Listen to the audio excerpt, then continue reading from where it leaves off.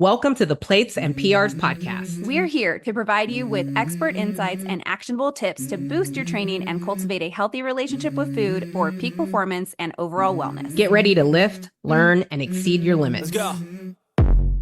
I wake up to a Hey folks, welcome back. This is Kat.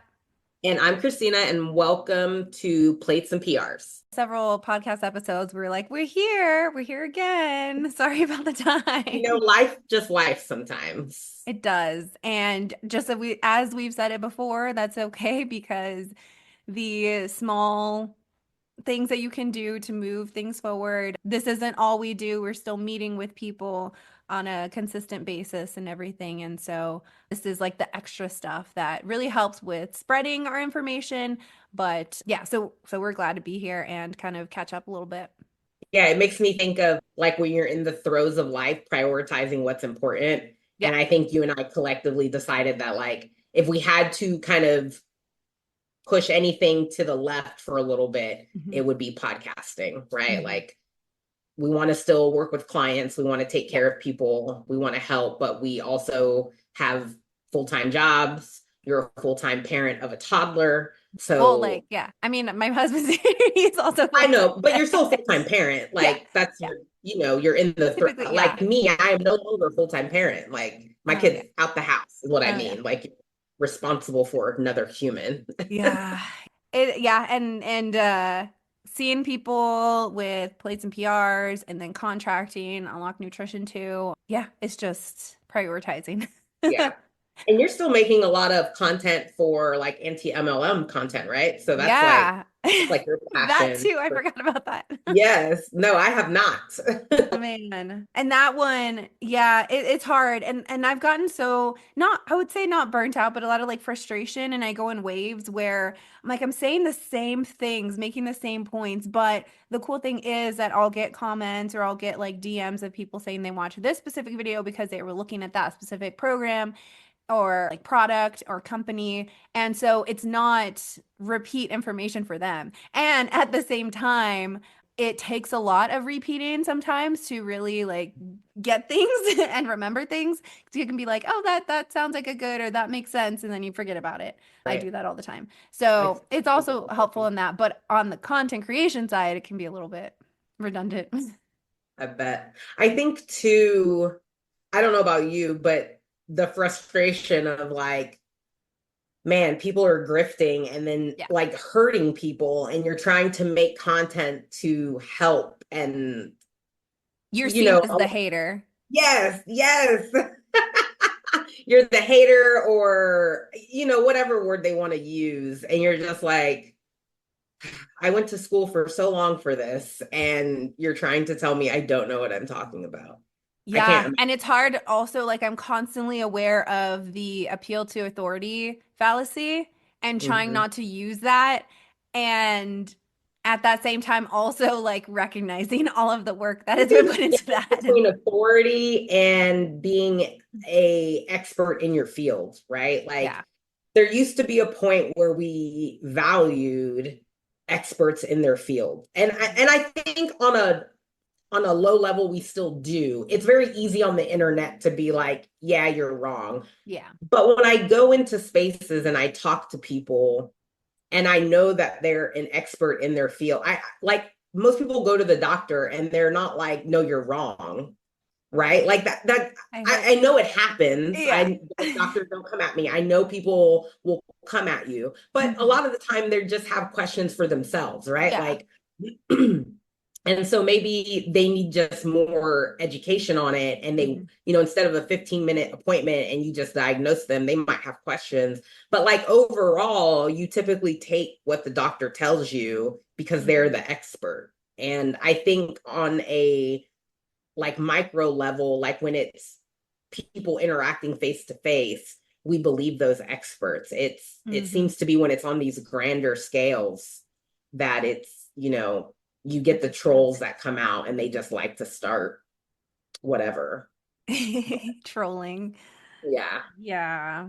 It's a lot, but continuing to do the work as much as I can. So the last time that we recorded was before your school. Yes. right? Yeah, it Can was you right before I went to aerosol.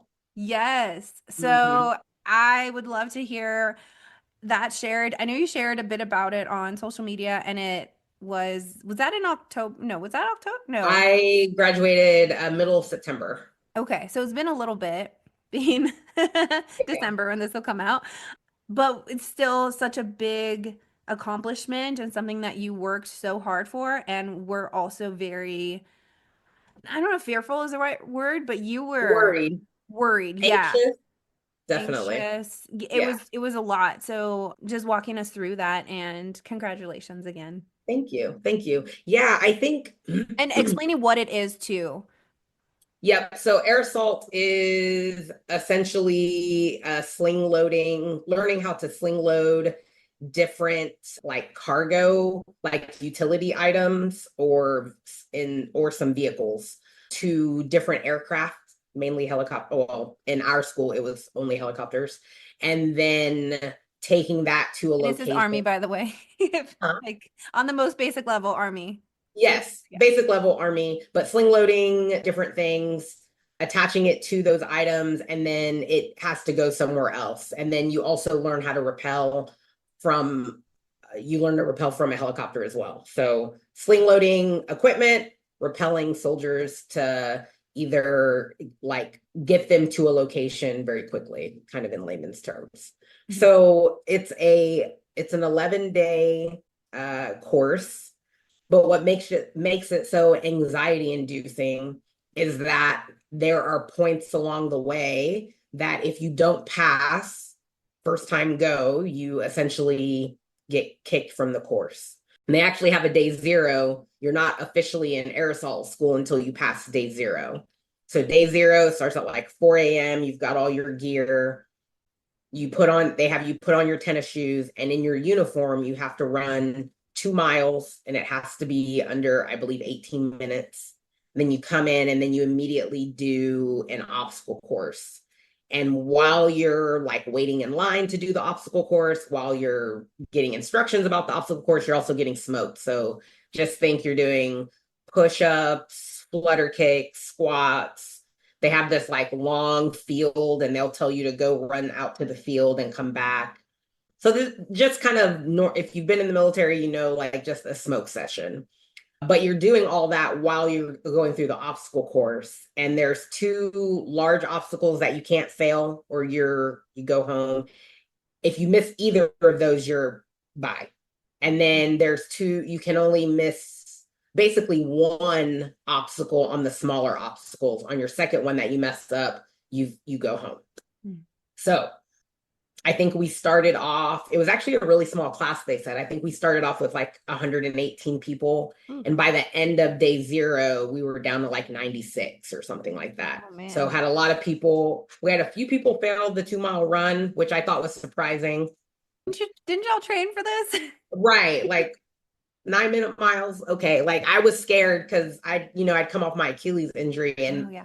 my speed had been like kind of the last thing to come back. So Mhm. I definitely was nervous, but not for the 2 mile. I was more scared for the 4 mile that was coming later. So anyway, got through the obstacle course. A lot of people struggled with the rope climbing. Shout out CrossFit, had me rope climbing all the time. Yes. I was pretty good at it. And then a few people failed. There's actually another kind of rope climbing one where you are swinging and then you have to get your body up onto this like taller. So it's you basically grab onto this rope, you swing, and then there's an elevated pole that you have to like get your feet up to. So you've got to have the upper body strength to hold yourself up, swing, and then get to your feet, like land on your feet and then stand up off the rope and then come down. And we had quite a few people fail that. I think what truly prepared me was I went to the air assault course like a couple months prior and I got practice on the course. So they will let you like every Thursday they have cadre come and go over all the obstacles with anyone who shows up. So I did that twice because there were two obstacles that I was nervous about and both of them just had to deal with the fact that I was so short. So there's one where you basically have to keep your hands over your head and then you have to transverse these logs with just your legs. Oh, and they were already at like my hip height. So like I oh, just had the first time I like fell over because I was like, I don't know how I'm gonna do this. But then the guy like taught me how to, again, the cadre were so amazing. During that practice run, he showed me how to basically create a hook with my first leg that's on top and then create like a lever to swing over. So thankful once for I like, him. yeah, no, he was fantastic. Awesome. So once I learned how to do that, it was good. And then the other one, again, it was a height thing. Mm. So you were on one log and you had to jump to another log, basically hit it with your stomach, and then without using your hands, like roll over. And I Oh, just was short and couldn't reach it. I would land like up here at my armpit instead of where I needed to. So anyway, just got practice on how to do that the best and handle that obstacle. But yeah, I went through it. So that was day such a zero. badass. You did it. Oh my It God. was a lot of fun. So proud. Day zero was great. I'm really glad I trained as hard as I did because while I was the oldest, I knew that that would play a role. And if my body was too sore, I wouldn't be able to keep up. So Mhm. training as hard as I did, I wasn't even sore that day. There were literally people walking funny after day zero. You're And like, I'm I like, I got feel, this. yeah. So, but you know, when you're young, even when you're that sore, you're going to be okay. Recovery. Like your body is just so great at compensating. These kids were like, some of them were 18 years old. Like they literally went to basic AIT and they were at Air Assault School because they got stationed to Fort Campbell. Oh man. Right. Yeah. So I'm like, you guys are babies, but okay. So, I could you know, be I'm just, and it was, literally y'all's mom. yes, I know. And it was just, I was so proud of them too. It's Yeah. because on a Aw. different scale, they are so young and this is like their first time being away from home. So Yeah. doing something just so challenging, I was proud of them in that way too. And they Mhm. were, when you're in that kind of school, like everyone's helping everyone out, right? Like you're helping get your rucksack on or you're helping make sure, hey, do you have all your stuff or don't forget this. And so it So was you were just a the great, oldest and probably the shortest, the yeah. smallest. I actually wasn't the shortest. There was Oh. another girl that was even smaller than me. She was like Oh. maybe 4'11", and she Oh, crushed it. She also made it awesome. TFC, and I was just, yeah, she was fantastic. So yeah, so that was day zero. But again, any like if the cadre you do something the cadre doesn't like, they can kick you out. Oof. You're late, they can kick you out. You have a packing Attitude. list. Yeah, if you don't have everything on your packing list and they randomly ask for anything on that packing list and you don't have it, get kicked out. So it makes sense, right? The whole Yeah. course is attention to detail because if you don't sling load something correctly, it can cost People. the lives of people on that helicopter. Yeah. You can lose the equipment and cost, millions of dollars in equipment, whether it breaks or you lose it or whatever.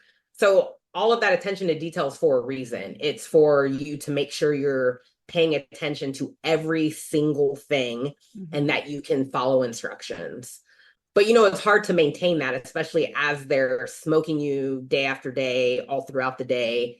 You're a little bit sleep deprived. They change the start time every day. So some days you're showing up really early, other days maybe not so much. You're hungry, you're thirsty. Like us, we were there in September, so you're just in the heat all day long and all your gear. So, all those things just accumulate and make you more susceptible to making mistakes. And that's the whole goal. Like, can 11 you days is a long time. A yeah, long can you time. work hard under pressure? Can you still pay attention and do things right, even with all those, variables kind of hitting you? So I don't remember everything now. I promise it's kind of a blur, but again, you have these checkpoints throughout where you have a 4-mile cadence run that everyone has to do. If anyone falls out, they're done. They go home. You have tests, handwritten tests, and then you have hands-on tests. If you fail those, you go home. And we lost people typically every day. We lost people. What's nice though is there's phases. So say you failed something in the second phase, you don't necessarily have to start over at phase 1. You can come in on the day, like the start of phase 2. So we would also have people join us. So if they failed something in phase 2, all of a sudden we'd see like 10 new faces show up to a class and you're like, oh, they're people who failed something in phase 2. So you make it through that, and I would say the third phase is by far the funnest phase. That's what everybody wants to do, and that's where you're rappelling and you're learning how to rappel. So you have the tower, and that's where you learn to rappel on the side of the wall, and then they take the wall away, so it simulates rappelling from a helicopter. And then the next day you rappel from the helicopter, and you're about 100 feet high. Yeah, it was really fun. And it's funny because I am deathly afraid of heights. So I was like, how am I going to act on here? How's But this it's gonna kind of one of happen? those things that all happens so quickly. And there's so many people around. And I'm like, I'm one of the highest ranking soldiers in this entire group. Like, I can't look like a little bitch. Like, I gotta. Ew. And it doesn't happen so quick. And they have you like, you're doing all the stuff that you remember, and it's just like coming out of you. You just don't, it's, what's the word I'm looking for? Like, it's just automatic. And Yeah. so you're up in the helicopter. They tell you to look down and look at your belay person. Okay, we're good. And then you're just looking at your cadre, telling him to tell you when to go. And then You don't it's have go time time. to think other things. Yeah, you can't, your brain can't, it's like it can't even comprehend. It's like you're just doing it, and then it's done. And then you're like, wow, I did that. And then the graduation day, it's so funny. So graduation day comes. The day of graduation, you have to complete a 12-mile ruck that morning. And if you don't complete that ruck, you are then also kicked out of the course. And all So you your could literally, family is already like there. I literally, everybody I said, do not come unless you get a text from me telling you that I graduated, because there's still a possibility that it won't happen. And we had some people fail the run or the ruck. They didn't make it. So they didn't graduate. So you do that. It's like, I think we had a report time of like 2 a.m., maybe 3. And I think we reported at 2 or 2:15 a.m. And then it was immediate. I think we stepped off at 3 a.m. And they do that so you don't have to fight with traffic. And it's also cool, right? It's like, it's so freaking Get it hot. done. So yeah, they don't want you dealing with PT traffic. You get 3 hours to do it. So you're done basically before most of the traffic is coming onto Fort Campbell. And it's just safer. Makes sense. So yeah, we get out there, we step off, and I'm actually feeling pretty good initially. And then, true to fucking form, as I always like to do, I start feeling sick. And we actually had a ton of people get sick through the course. Like, you're just Somebody amongst brought COVID with everyone for them. 2 weeks. People are going to share. Yeah, someone brought something. So you got people by the end like sniffling, and they're sneezing, and people are sick and got colds. And I have been feeling fine, and I don't know what it was, because I had done this 12-mile ruck twice before arriving. So I was prepared. And the first time I did the ruck, I think I was over by like 3 or 4 minutes. The next time I practiced, I was up for 12 miles. I made it with 12 minutes to spare. So it was like 149, 148, or 248, excuse me. So plenty of time. And then that ruck, I made it with 3 minutes left. Oh man, it's a good thing you practiced. Wow. So I just, You were done. Yeah, I was so tired. But they're not done with you, because then after that, you have to do your entire layout of all your gear, and then they inspect all your items. And if you don't do it fast enough, you're getting smoked. So we got smoked for about an hour after that 12-miler. So people are cramping. I'm just like, just get it done.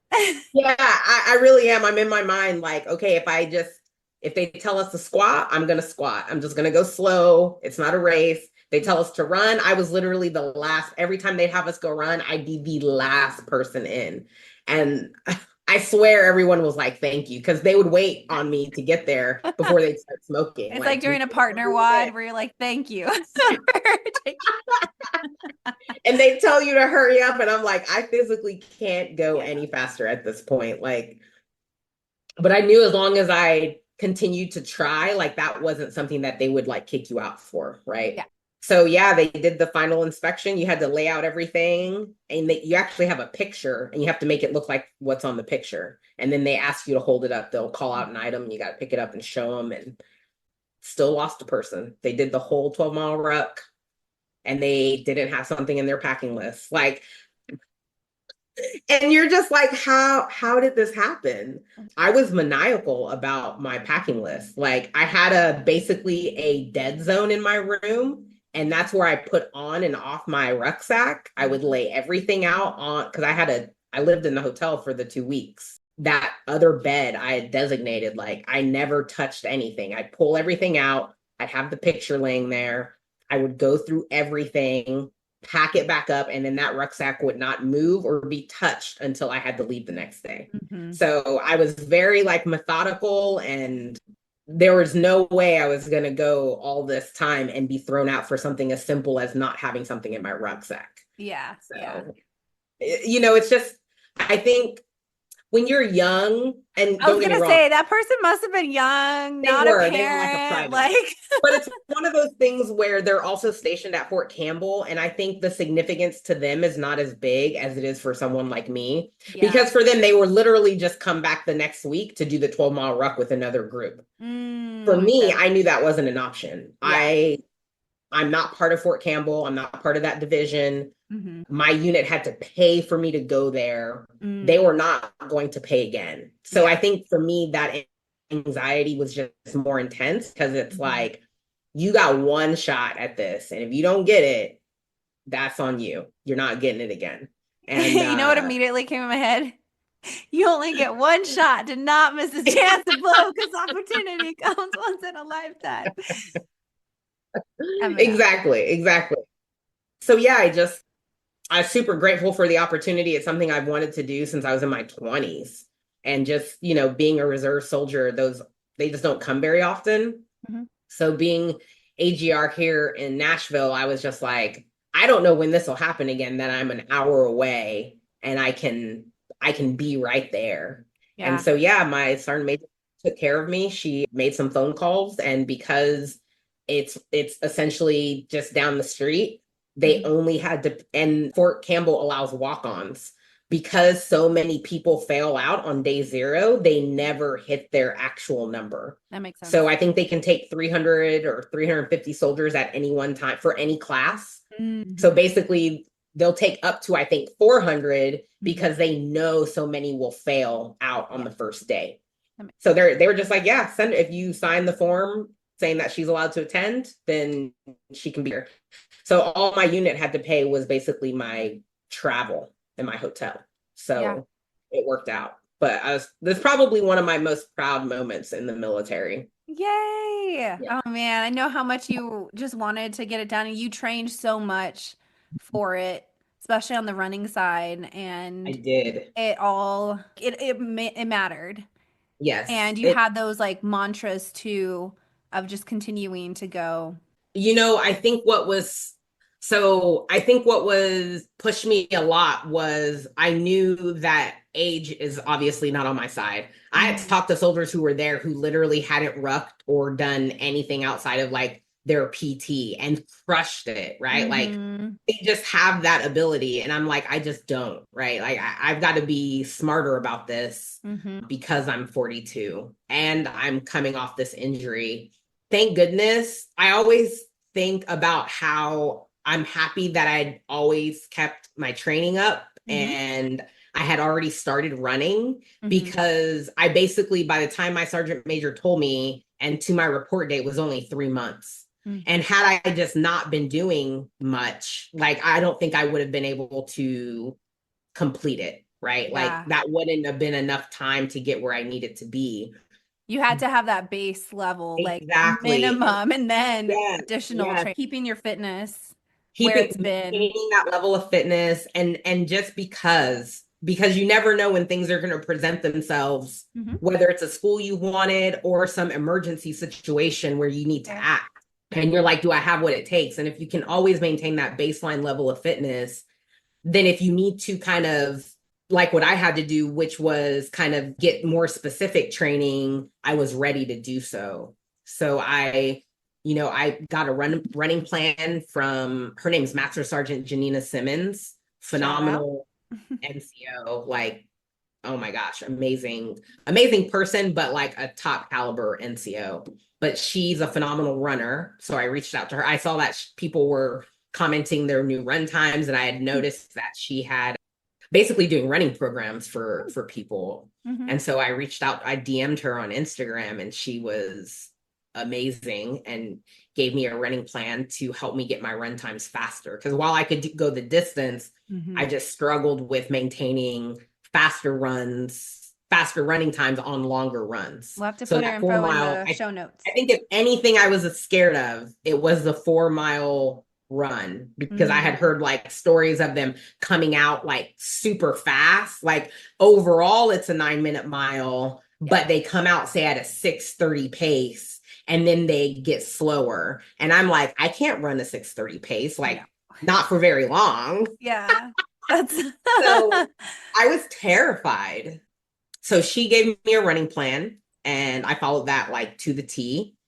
And then Vince provided me a rucking plan. So I was able to incorporate that. And then I really just did CrossFit, but I would do it in the heat. Like I would go out at noon in the hottest part of the day to do like some long CrossFit training. Okay, I'm laughing, y'all, because Kat muted herself so she could like rapid fire sneeze. I don't know. I think it's kind of, I keep seeing like cat hairs and then like fly, like and get like on, like I feel a cat hair. Yeah. And it was just laying here and I have the blanket that has so much cat Oh, okay. Yeah.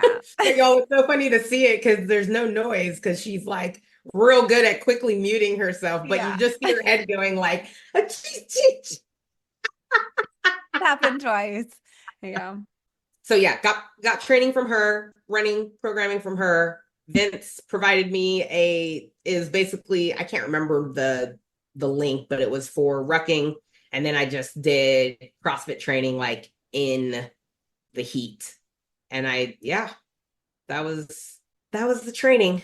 So just grateful I'm grateful for people always wanting to support and help me. Like between, Master Sergeant Janina Simmons providing me running programming. Vince would go on runs with me. I had a friend from CrossFit. Her name's Alex. She would go on rucks with me, like literally get up with me at 4 a.m. and go on rucks with me. Just all the people that helped me be successful. It was a team. It was a team effort. Yeah. And then nutrition played a huge role. Like, my hotel had a kitchenette, so I was able to meal prep the entire time I was there. Oh, nice. I literally ate the same thing every day. And I just did that to ensure I got the calories I needed. Yeah. Easy. But yeah, it was, big breakfast because I knew we'd be going through lunch. And then I always brought my lunch with me. You had a lot of soldiers that were going, quick to go get fast food. And my stomach just couldn't handle that, especially with how much we'd get smoked right after lunch. Yeah. I'm like, I can't be that full, and it can't be that heavy. Then in the evening, again, I'd have a huge meal before I went to bed. Very good. Yeah. What was that? I don't know if you heard that little dinosaur. Okay, good. He was right by the door. That's funny. Well, it was so cool just to see from social media all the little check-ins that you would do, and so proud of you. So excited for you, though. Thank you for the support. It was a lot of fun, and it's funny. It's something I think about every day right now, just because, again, of the work I put in, but then just having that experience. Yeah, super grateful that I got to do it. Awesome. Yeah. All right. Well, that wraps it up for today's episode. I feel like all I did was talk. I'm sorry. No, that's what we wanted to hear. We wanted to hear the experience. And that was the whole purpose of this episode. Yeah. Well, thanks for doing the interview, Kat, and letting me tell my story. Absolutely. But last thing, just for anyone who's listening, if there's something you want to do, don't let age or fear be a reason you don't try. I definitely was scared. I wondered if I should be there. I definitely felt old. I was old, but I was still able to do it. So if there's something you want, go after it. Awesome. All right. Well, please leave a rating and review if you haven't already, and be on the lookout for our next episode, whenever that's. All right. We'll talk later. Bye. Let's go. Bye. Yeah, this is my life, my strife, my right to fight, to die on. And this is my game to play, to claim a brand new